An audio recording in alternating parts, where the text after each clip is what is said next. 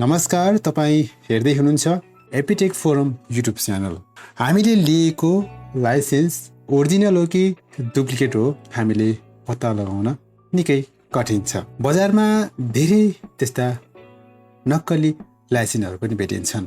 यो विषयमा हामीले नागरिक एपबाट तपाईँको ड्राइभिङ लाइसेन्स अथवा हामीले प्रयोग गरिरहेको ड्राइभिङ लाइसेन्स नक्कली हो वा सक्कली हो कसरी पत्ता लगाउने सो बारेमा जानकारी दिनेछौँ। भिडियोलाई सुरु गर्नुभन्दा पहिला यदि तपाईँ यस युट्युब च्यानलमा नयाँ हुनुहुन्छ भने कृपया च्यानललाई सब्सक्राइब गर्न नभुल्नुहोला, साथै भिडियो मन परेमा लाइक पनि गर्न नभुल्नुहोला। आउनुहोस् टपिकलाई सुरु गरौँ। सुरुमा आफ्नो मोबाइल फोनबाट वा डेस्कटपबाट नागरिक एपलाई लगइन गर्नुपर्ने हुन्छ। तपाईँले डेस्कटपबाट चलाउँदै हुनुहुन्छ भने तपाईँ डेस्कटपबाट पनि लगइन गर्न सक्नुहुन्छ। होइन भने तपाईँले मोबाइलबाट नागरिक एप एप्लिकेसन डाउनलोड गरेर त्यहाँबाट सजिलैसँग एक्सेस गर्न सक्छौँ। तर तपाईँले नागरिक एपमा रजिस्ट्रेसन गर्नको लागि तपाईँले बोकिरहनु भएको सिम आफ्नै नाममा भएको हुनुपर्नेछ भने त्यसपछि तपाईँले नागरिकता, पासपोर्ट, लाइसेन्सको आधारमा उक्त विवरण राखेर तपाईँले नागरिक एपलाई सजिलैसँग रजिस्टर गर्न सक्नुहुन्छ।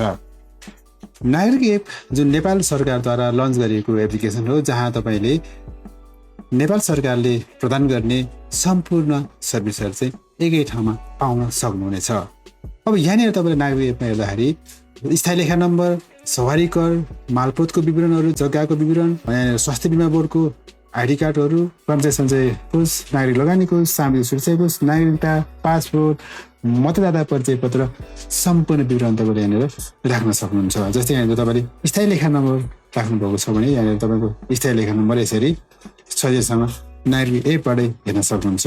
अनि यहाँनिर तपाईँले जे विवरण राख्नुहुन्छ त्यो सबै विवरणहरू चाहिँ हामीले नागरिक एपबाट सजिलैसँग हेर्न सकिन्छ। जुन चाहिँ हामीले आफ्नो ओरिजिनल प्रमाणपत्रहरू, आइडी कार्डहरू नबोकिकनै पनि यो नागरिक एपबाट हामीले त्यसको कामहरू गर्न सक्ने गरी नेपाल सरकारले यो व्यवस्थापन गर्दैछ। अब यहाँनिर हामीले सवारी चालक लाइसेन्स नक्कली हो वा सक्कली हो कसरी पत्ता लगाउने त? अब यसको लागि यहाँनिर सवारी चालक अनुमति पत्र भन्ने अप्सन छ, यहाँनिर जानुहोला।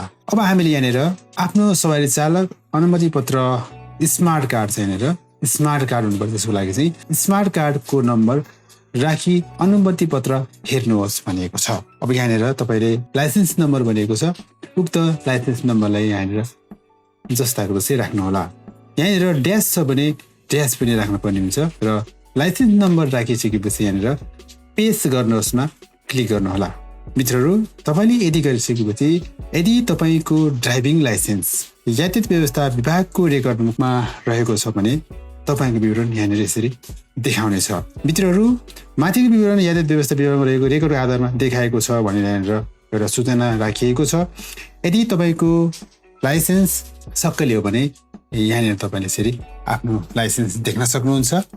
यदि नक्कली हो भने तपाईँको यातायात व्यवस्था विभागमा त्यसको रेकर्ड हुँदैन, त्यो नहुँदाखेरिमा तपाईँले त्यो देख्न सक्नुहुन्न।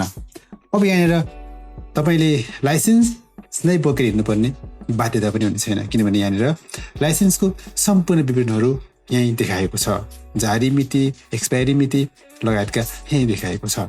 पक्कै पनि यो भिडियो यहाँको लागि एकदमै उपयोगी भयो होला भन्ने मैले आशा गरेको छु। कृपया भिडियो मन परेमा लाइक गर्न नभुल्नुहोला, च्यानललाई सब्सक्राइब गर्न पनि नभुल्नुहोला। अहिले यति नै, धन्यवाद।